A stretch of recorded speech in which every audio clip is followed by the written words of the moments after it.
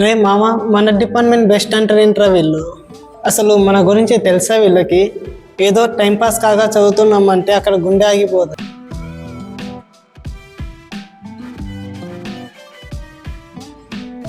గుండె ఆగిపోయేది మాకు కాదు, మీ పేరెంట్స్కి. మహా అయితే మమ్మల్ని ఏమంటారు, సివిల్ డిపార్ట్మెంట్ బ్యాడ్ అని బయట అంటారు.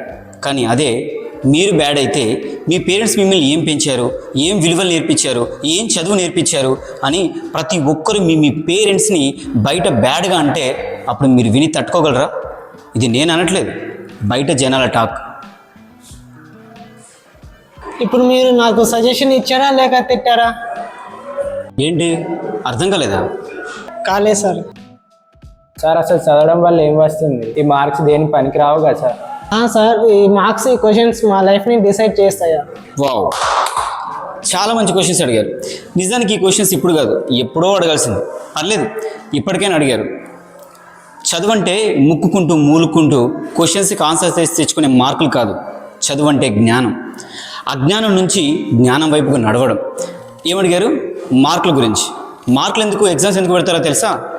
మనం చదివిన చదువు ఎంతవరకు గుర్తుంది, అవి ఎంతవరకు అర్థం చేసుకున్నామో తెలుసుకోవడం కోసం మార్కులే, కానీ మార్కులే మన కెరియర్ని డిసైడ్ చేయవు.